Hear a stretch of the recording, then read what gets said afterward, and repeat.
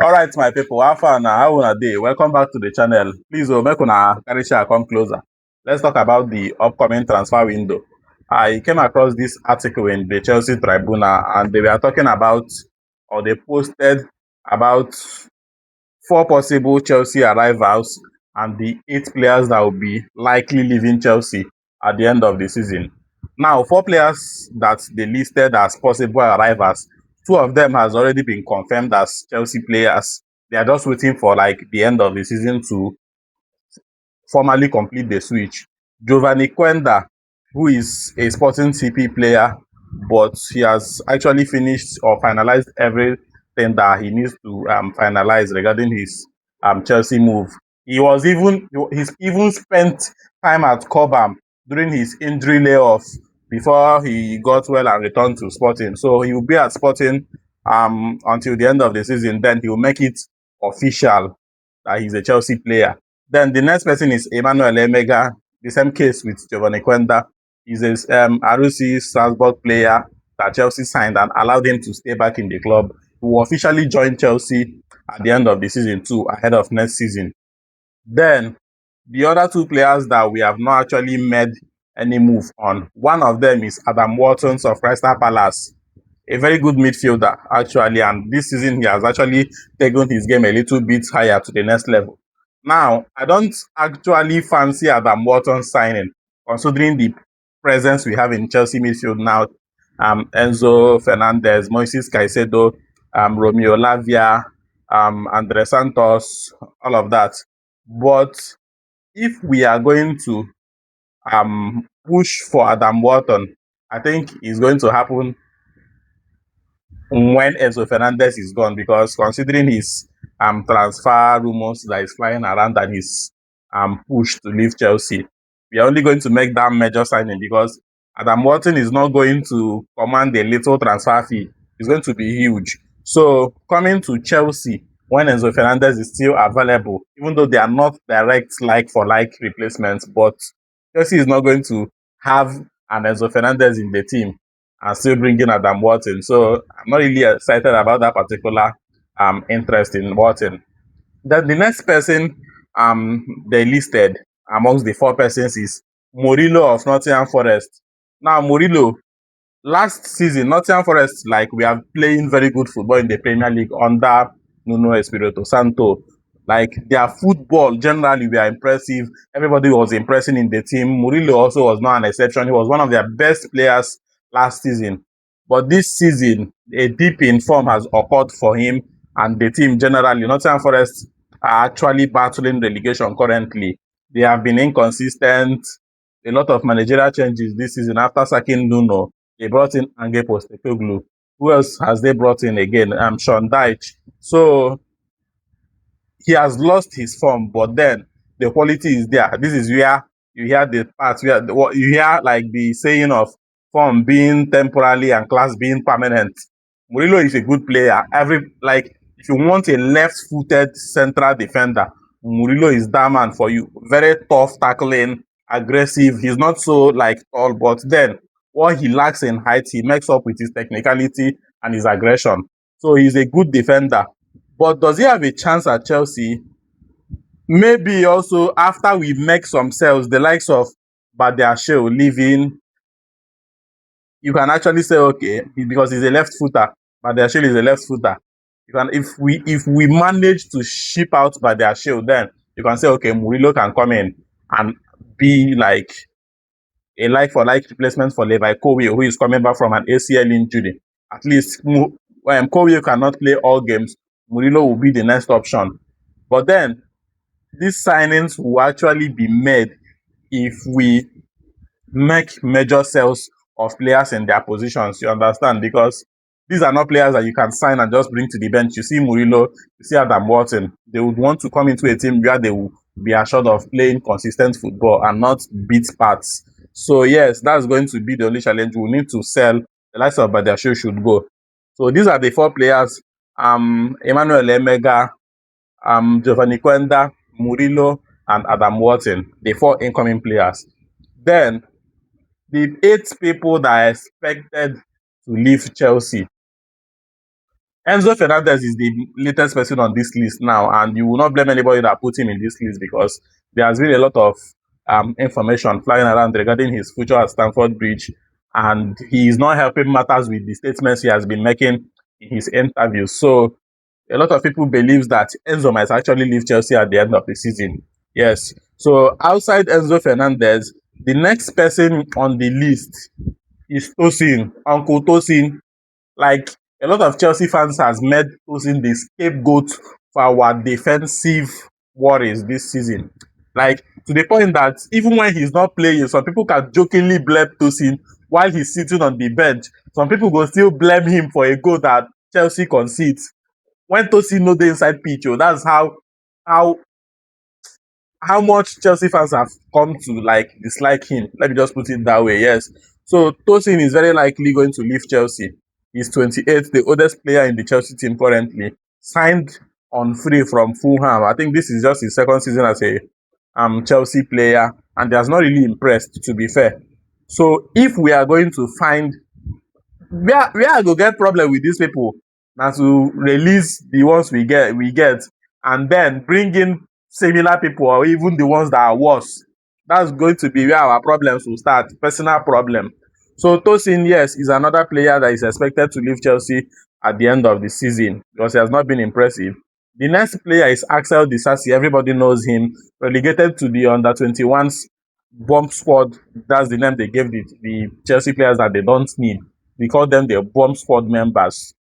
So yes, Disasi was part of the bomb squad for 6 months, and then he later got a loan move to West Ham. And while at West Ham, he has been impressive, and he has publicly expressed his desire to like make his loan move to West Ham permanent. If that happens, that means he's not coming back to Chelsea again.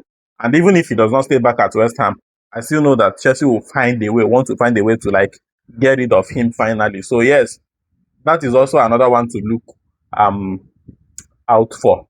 Then another person that is also expected to leave Chelsea that is on the list is Wesley Fofana.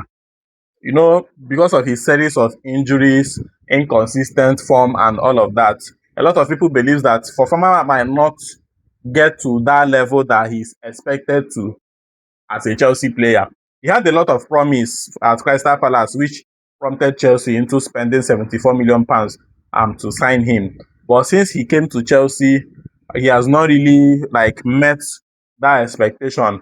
Injury issues, and when he's fit, you know that someone who has suffered a lot of injuries will still find a lot of difficulties adapting to his new realities, being fit and being consistent with his form. So news has it that he's open to a new challenge where he can start all over again and try to impress whoever he joins in the team. So Fofana is one to look out for again. Then another person on this list that Chelsea might actually look forward to offload sometime soon is Philip Jorgensen. Obviously, he's not happy with the beat patrol he's getting as a number two. He was very consistent playing as the number one for Villarreal. Chelsea signed him and made him a number two. So he's not like comfortable with that role. The first year at Chelsea, he was playing in the Conference League, and maybe he thought after a year or after a while he will become the number one, but it has not like happened for him that way. And then the recent and the embarrassing Champions League game against PSG in the first leg, where he caused a goal, has now actually helped his confidence as a Chelsea player. So he will be looking forward to a Chelsea exit pretty soon, maybe by the summer. But let's see how that happens. Then another person on this list is McGill. Sorry. Earlier this season, McGill secured a loan move to Sunderland where he's expected to have regular playing time and all of that. But then the departure of Nicholas Jackson and the injury to Liam Delap prior to the closing of the transfer window now pushed Chelsea into calling back McGill because, okay, before calling him back, Chelsea attempted to bring back Nicholas Jackson from his loan move to Bayern Munich and he refused. So Chelsea ended up bringing McGill. Now, since he came back from that loan move, he has still not had the opportunity to impress. Just a few couple of games since then, and he has just settled as a squad player that never gets onto the pitch or gets onto the pitch once in a blue moon. So I'm sure he will be looking forward to a move in the summer, even if he's not making a permanent move. At least he will look forward to a loan move where he would want to impress and gain his confidence and take his game to the next level. So he's actually one to look out for also.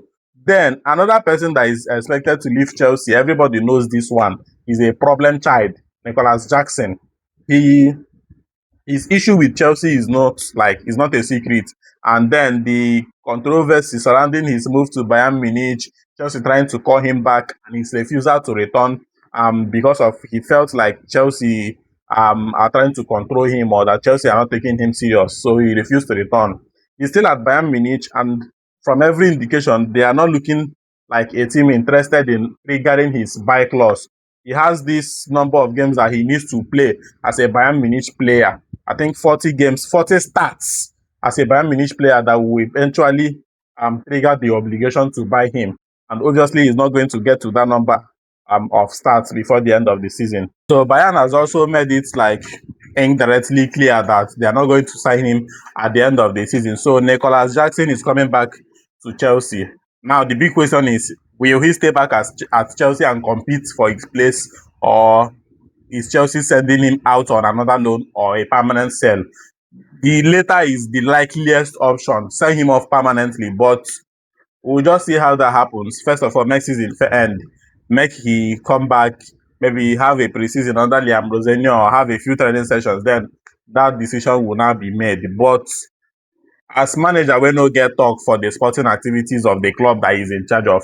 If Blueco or the sporting directors decides that Nicholas Jackson is leaving the club, Rosenio cannot stop that. He cannot even say I need this player or not. So it's definitely down to the owners and not the manager. But let's see how that happens. Then the final person on this list is what's his name now? Why am I forgetting your name? Badiashile. Yes, Badiashile is another person that is on the list as people who are possibly leaving Chelsea at the end of the season. Is another person that has a similar fate to Tosin Adarabioyo. Even when he's not playing, Chelsea fit concede goal, make they blame Badiashile where they bench.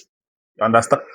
You understand? So he has also had injury issues, very much like Fofana. He has been inconsistent with his form, and even when he plays, you will see a lot of mistakes and a visible lack of confidence in his game. So maybe a new challenge will actually help him take his game to another level, get back his confidence. But the way Chelsea are moving right now, I don't think Badiashile will stay beyond this summer as a Chelsea player. But let's see how that happens. All these players that I just mentioned, Badiashile, Tosin, Fofana, McGill, Nicholas Jackson, Enzo Fernandez. Who again did I mention in this list? Axel Disasi, that one is pretty gone as a Chelsea player. Disasi, and who again? Who again? I mentioned 8 persons. Who again did I mention? And Philip Jorgensen, goalkeeper. 8 of them. Is there any, let me see your thoughts in the comment section. Do you think any of them can revive um their Chelsea career? Enzo Fernandez looks like the likeliest person that might still not leave Chelsea at the end of the day, because today you see him show passion that he loves this club and all of that. I don't even know where the rumors and him saying what he said in the interviews came about. I also heard that he's trying to negotiate new contract terms, and currently they are stalling. So this is actually one to look out for. But then drop in your comment section, maybe aside Enzo, the rest of the 7 persons, is there any other person that is worthy of staying back at Chelsea and fighting for his place? Or make we just pursue them. There are even people that still want to leave Chelsea where no they list this list. But let's focus on the people on this list. Let me see your thoughts in the comment section. Please drop your subscription, like this video, comment anyhow you want to support us grow this channel. Please do. Thank you very much, and I'll see you soon.